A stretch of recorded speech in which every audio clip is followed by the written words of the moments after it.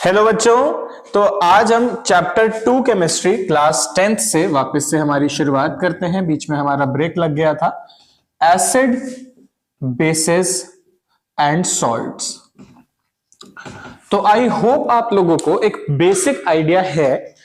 जी हाँ, एक normal general idea है, बेसिक आइडिया है कि एसिड क्या होता है देखो, और बेस क्या होता है। एसिड देखो, कोई भी वो सब्सटेंस होते हैं डेली लाइफ में अगर हम बात करें तो उनका जो टेस्ट होता है, वो सार होता है, खट्टा होता है।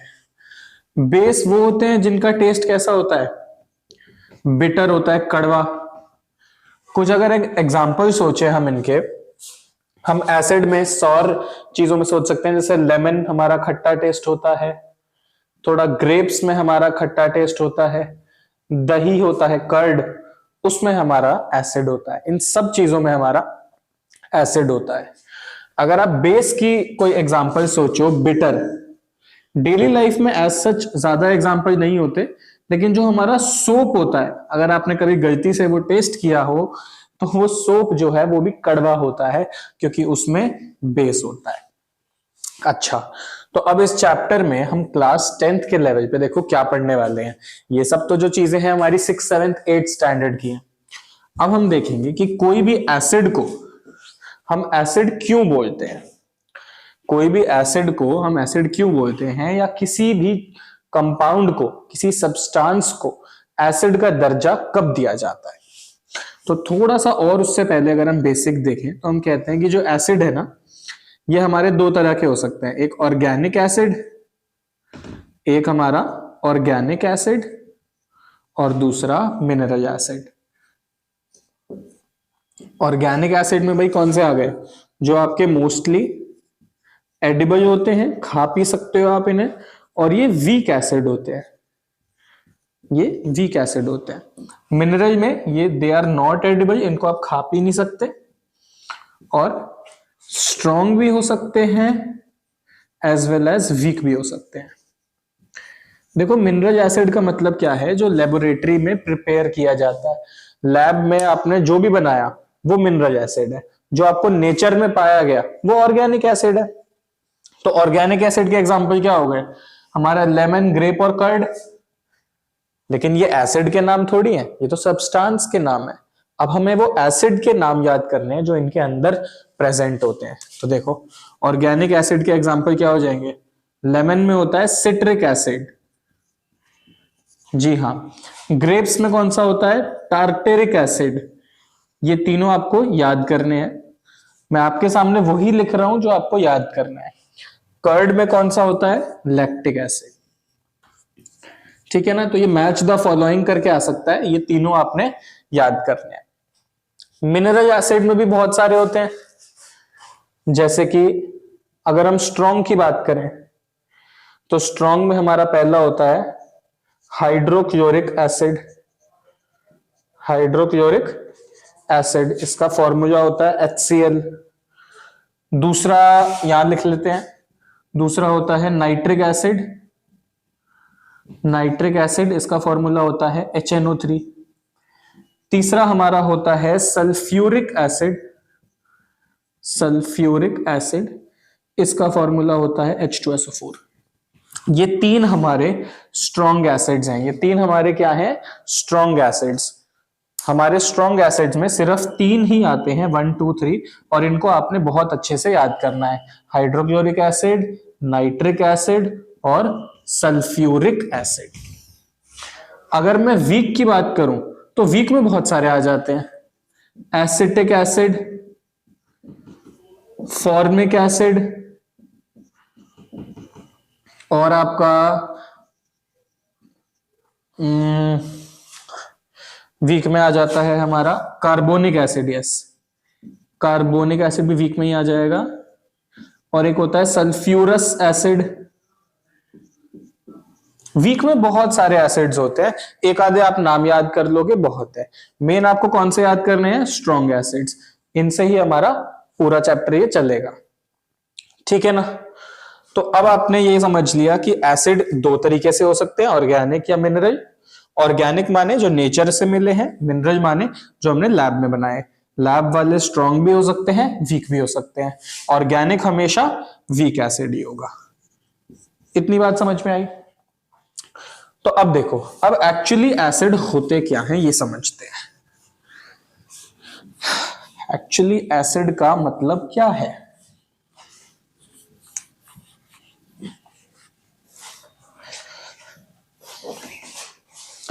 भाई एक्चुअली एसिड का मतलब ये है, अगर हाइड्रोक्लोरिक एसिड है तो इसमें हाइड्रोजन होगा ही होगा। अगर सल्फ्यूरिक एसिड है तो इसमें भी हाइड्रोजन होगा ही होगा। नाइट्रिक एसिड है तो हाइड्रोजन होगा ही होगा। यानी अगर कोई भी एसिड होता है तो उसमें हाइड्रोजन होना कंपलसरी है। बिना हाइड्रोजन के कोई एसिड पॉसिबल नहीं है। इतनी बात समझ में आई? तो सर अगर मान लो मैं H2O बोलूं तो क्या ये भी एसिड है? ये तो पानी है, ये तो एसिड नहीं है। तो देखो, एसिड में हाइड्रोजन होना जरूरी है, लेकिन क्या हर हाइड्रोजन कंटेनिंग कंपाउंड एसिड होगा? नहीं। हाँ, अगर कोई एसिड है तो उसके पास हाइड्रोजन होगा ही होगा। ये बात समझ में आ गई? तो देखो, अब होता क्या है ना कि जब आप HCl को इन वाटर डालते हो, तो ये अपने आयंस में टूट जाता है। इसका जो H प्लस है वो अलग हो जाएगा, इसका जो Cl है वो अलग हो जाएगा। देखो, H प्लस अलग आ जाएगा और Cl माइनस अलग आ जाएगा। और जो भी कंपाउंड, कोई भी अगर कंपाउंड है, कोई मान लो XYZ कंपाउंड है, कोई भी दुनिया का कोई भी कंपाउंड, आपने जब उसको पानी में डाला, इन वाटर आपने उसको डाला, और अगर H प्लस आ गया, तो हम कहेंगे दिस इज एन एसिड। ये बात आप लोगों को समझ में आ गई? देखो, अगर H2O को पानी में डालोगे, बस तो सुनने में ही कितना अजीब लग रहा है, खुद ही पानी है, यानी पानी को पानी में डाला तो क्या H प्लस आएंगे? नहीं आएंगे। तो H2O एसिड नहीं है। लेकिन अगर आप HCl को पानी में डालोगे तो H प्लस आएगा। अगर आप H2SO4 को पानी में डालोगे तो H प्लस आएगा और साथ में SO4 2 माइनस आता है। अगर आप HNO3 को पानी में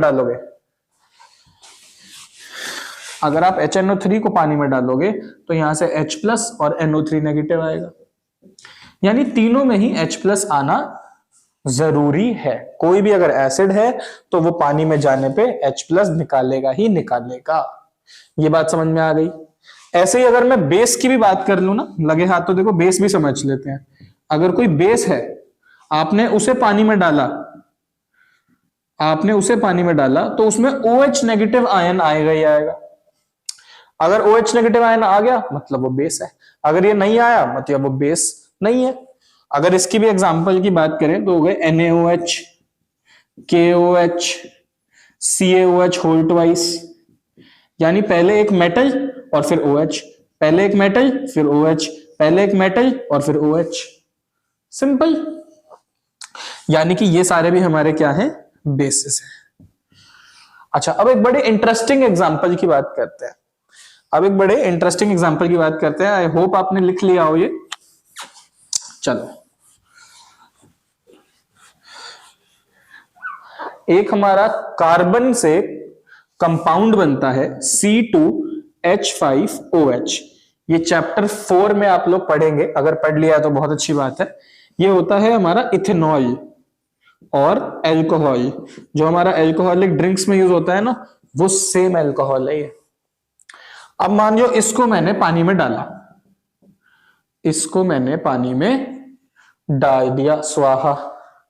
देखो, इसमें हाइड्रोजन है और यहां भी है और यहां भी है। क्या ये हाइड्रोजन अलग से निकल के बाहर हो जाएगा? क्या ये हाइड्रोजन C2H5, मान लो ये वाला तो नहीं हुआ, फॉर एग्जांपल ये ऐसे ही रहा, यहां नेगेटिव आ गया, यहां H प्लस हो गया।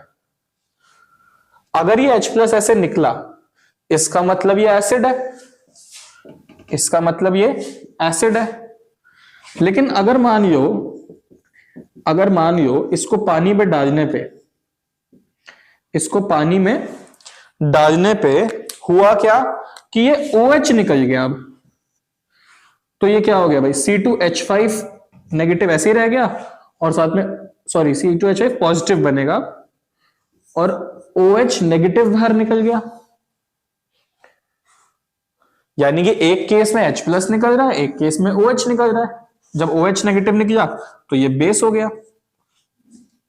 तो अब भाई ये तो सोच में आ गए हम कि ये कंपाउंड एसिड है या बेस है। देखो एक्चुअल बात ये है, जो हमारा एल्कोहल होता है, इथेनॉल होता है, ये ना ही एसिड है ये ना ही बेस है।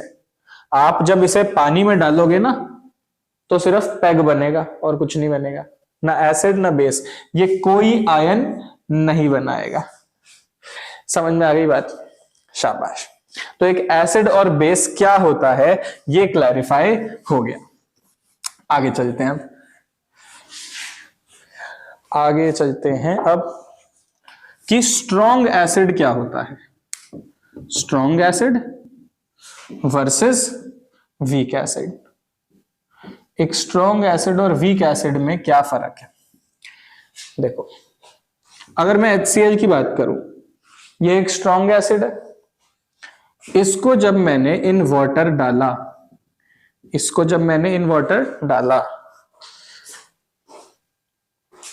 तो देखो क्या होगा।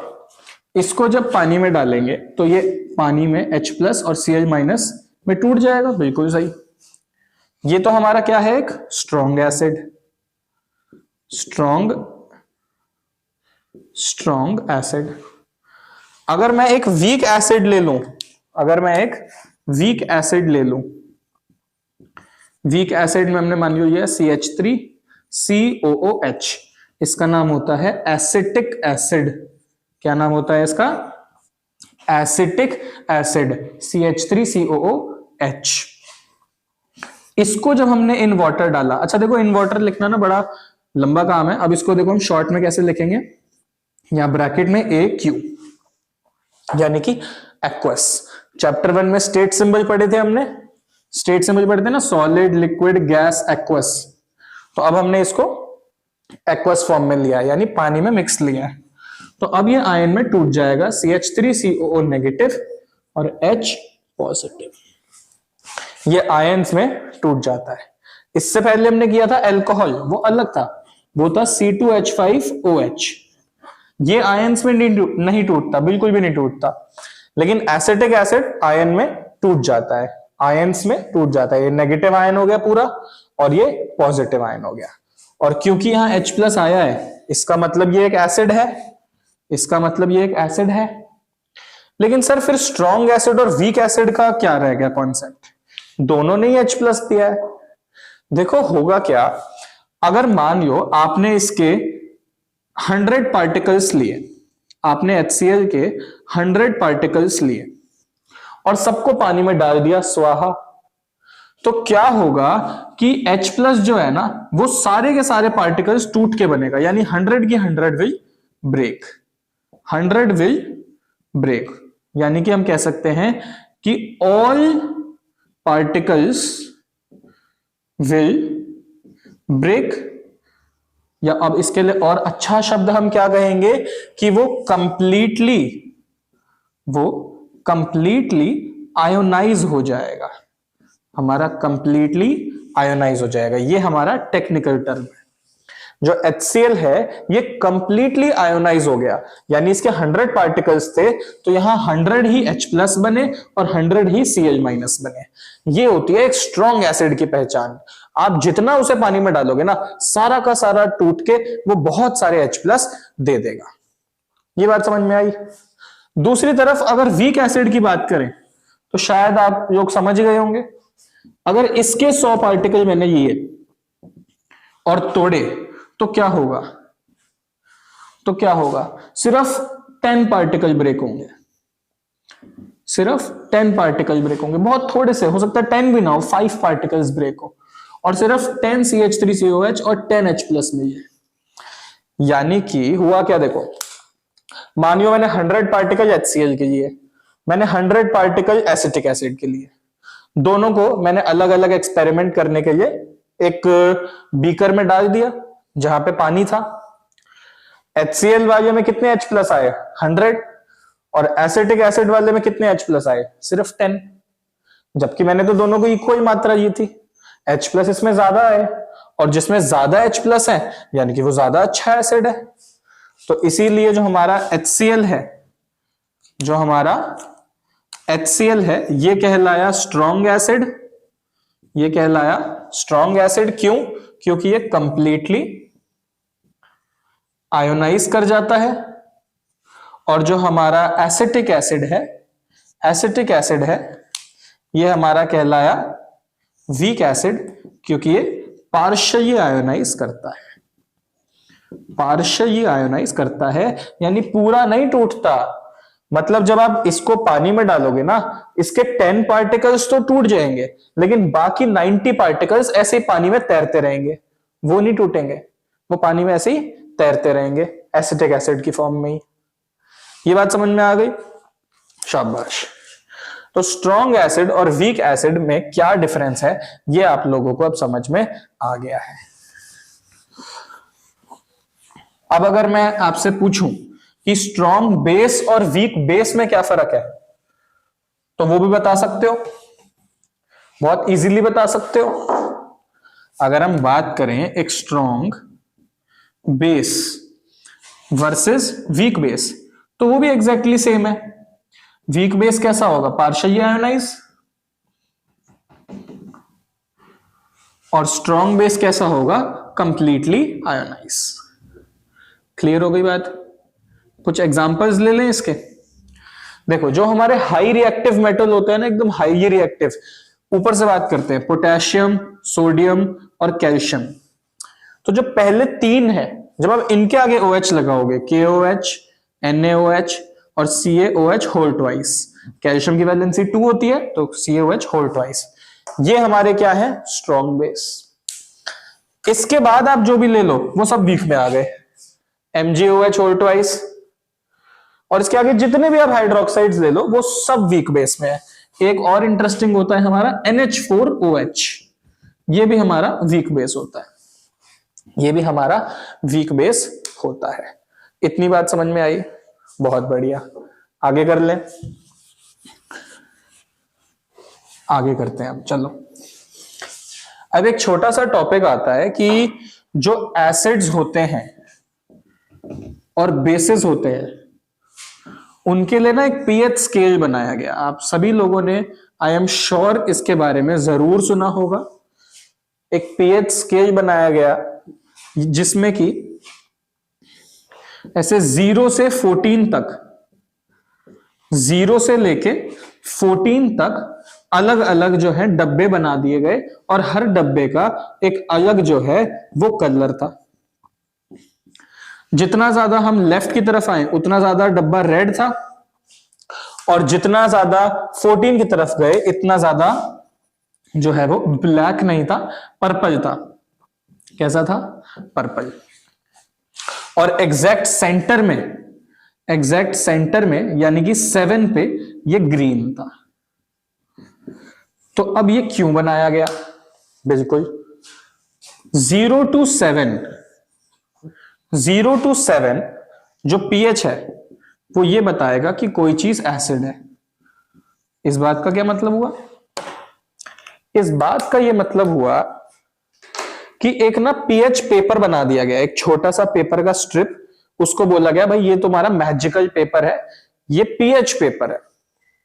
इस पेपर को जब तुम किसी सॉल्यूशन में डालोगे ना तो ये अपना रंग बदलेगा। इस पेपर को जब तुम किसी सॉल्यूशन में डालोगे तो ये अपना रंग बदलेगा। अब मानियो मैंने वो पीएच पेपर को लिया और मैंने HCl में डाल दिया। HCl क्या है? एक स्ट्रॉन्ग एसिड है। HCl क्या है? एक स्ट्रॉन्ग एसिड है। तो स्ट्रॉन्ग एसिड होने की वजह से उसका पीएच कितना रहा होगा? जरूर मान लो 1 और 2 है ना। जितना ज्यादा एसिडिक होगा उतना ज्यादा पीएच लेफ्ट की तरफ होगा, जितना ज्यादा एसिड उतना पीएच लेफ्ट की तरफ। तो HCl का पीएच क्या होगा? 1 और 2। तो वो जो लिटमस पेपर होगा ना वो रेड कलर में कन्वर्ट हो जाएगा, वो रेड कलर में कन्वर्ट हो जाएगा। वैसे वो कौन से कलर का होगा? ग्रीन। जैसे HCl में डाला वो कौन से कलर का हो जाएगा? रेड। अगर मान लो मैंने उसको एक NaOH के सॉल्यूशन में डाल दिया अब वो लिटमस पेपर कैसा है, रेड।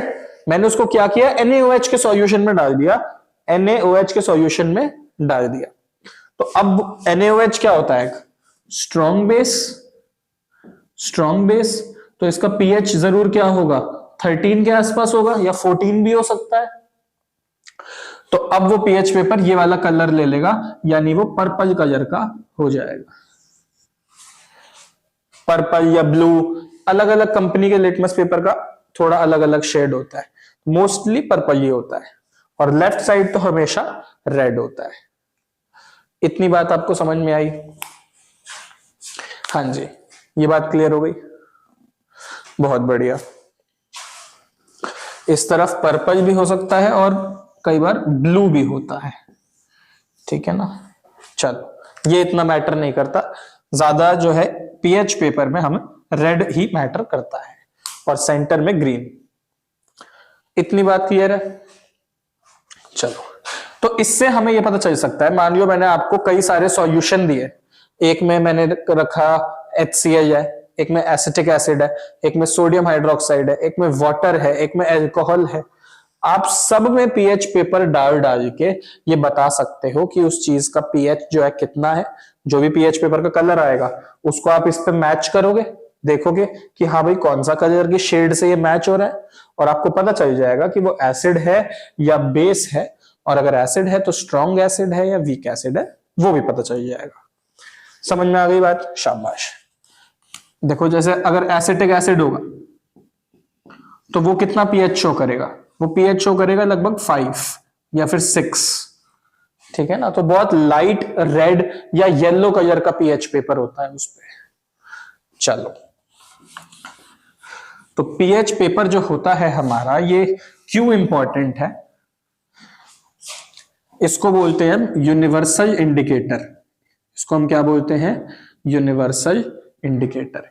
इस पे डायरेक्ट 1 नंबर का एमसीक्यू आ जाता है, इस पे डायरेक्ट 1 नंबर का एमसीक्यू आ जाता है कि भाई एक स्टूडेंट है, उसने एक्सपेरिमेंट करने के लिए क्या किया कि एक सॉल्यूशन में pH पेपर डिप किया, एक सॉल्यूशन में pH पेपर डिप किया, और pH पेपर हो गया रेड कलर का। तो अब बताओ कि जब वो उस सॉल्यूशन में कोई मेटल डालेगा तो क्या होगा। तो देखो, अगर वो pH पेपर रेड कलर का हो गया तो आपको पता है कि जरूर वो सॉल्यूशन क्या है, एक एसिड, और जब एसिड में मेटल डालेंगे तो क्या होगा, ये हमें पता चलेगा चैप्टर 3 में। थोड़ा सा तो वैसे चैप्टर 2 में ही पता चल जाएगा, अभी इसका अगला टॉपिक वही है, चिंता मत करो, अभी पता चल जाएगा कि एसिड में जब मेटल डालेंगे तो क्या होगा। अच्छा, तो ये तो था हमारा यूनिवर्सल इंडिकेटर, जो कि बताता है कोई एसिड है या बेस है, और कितना स्ट्रॉन्ग एसिड या कितना वीक एसिड वो है। हमारे और भी इंडिकेटर्स इस चैप्टर में हम पढ़ेंगे। ये तो हो गया यूनिवर्सल इंडिकेटर। एक हम पढ़ते हैं सिर्फ इंडिकेटर्स, यानी कि वो बताते हैं कोई चीज एसिड है या फिर बेस है, बस इतना बता के वो साइड हो जाते हैं। तो इसमें सबसे कॉमन जो है एक हम वो पढ़ लेते हैं, लिटमस पेपर। पिछला कौन सा था, pH पेपर, ये क्या है, लिटमस पेपर। इसमें क्या होता है कि या तो ये पेपर ब्लू होगा या फिर ये रेड होगा। ओरिजिनल कलर वैसे इसका देखो पर्पल होता है, ओरिजिनल कलर क्या होता है इसका, पर्पल। अगर इसको आपने एसिड में डिप किया, अगर आपने इसको एसिड में डिप किया तो ये कहेगा भाई खतरा, एसिड में डिप किया तो खतरा यानी रेड। और अगर बेस में डिप किया तो बी से बेस और बी से ब्लू। अगर इस लिटमस पेपर को मैंने एसिड में डिप किया तो ये कौन से कलर का हो जाएगा, रेड, और अगर बेस में डिप किया तो ब्लू। ये बात समझ में आ गई, शाबाश। अगर पानी में डिप करोगे तो इसका कलर ही चेंज नहीं होगा, अगर पानी में डिप करोगे तो इसका कलर चेंज नहीं होगा। अगर रेड हो चुका है तो रेड ही रहेगा, ब्लू हो चुका है तो ब्लू ही रहेगा। ये बात समझ में आ गई। चलो जी,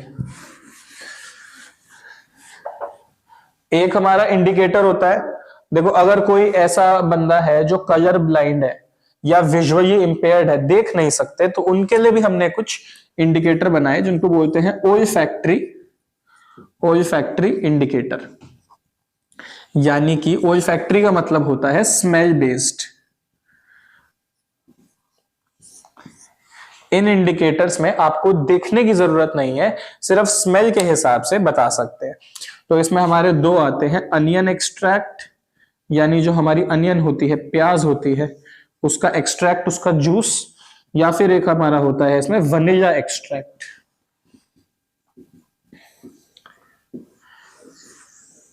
तो इन दोनों की ही बहुत स्ट्रॉन्ग स्मेल होती है, इन दोनों की ही बहुत स्ट्रॉन्ग स्मेल होती है। अगर आप इन्हें एसिड में डालोगे तो इनकी स्मेल जो है वो मेंटेन रहेगी, अगर एसिड में डालोगे तो इनकी स्मेल मेंटेन रहेगी। जैसे आप जो बाहर कभी खाना खाने जाते हो तो आपने देखा होगा ना, वहां पे अनियन जो रखी होती है वो विनेगर के अंदर डिप करके रखी होती है, तो बड़ी स्ट्रॉन्ग स्मेल आती है उसमें। एसिड के अंदर इनकी स्मेल बरकरार रहती है, स्मेल जाती नहीं है। लेकिन अगर बेस में डालेंगे, अगर आपने इसको बेस में डाल दिया तो इसकी स्मेल जो है वो डिसअपियर हो जाती है, या डिसअपियर नहीं कहेंगे, स्मेल गोज अवे। डिसअपियर तो होता है गायब हो जाना, दिख तो वो पहले ही नहीं रहा था। स्मेल गोज अवे, दोनों के लिए सेम है। ये चीज भाई समझ में आ गई? बहुत बढ़िया, बहुत बढ़िया, शाबाश। चलो,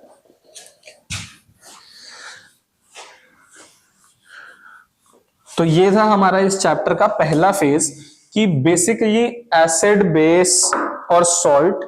सॉल्ट हमने नहीं समझा, देखो सॉल्ट भी मैं बता देता हूं, बहुत सिंपल सी बात है। एक मेटल और एक नॉन मेटल मिलके जब कंपाउंड बनाते हैं तो इसको सॉल्ट बोल देते हैं। एक हो गया के, एक हो गया Br, ये एक सॉल्ट है। एक हो गया Mg और दूसरा कोई नॉन मेटल ले लो O, क्या ये एक सॉल्ट है?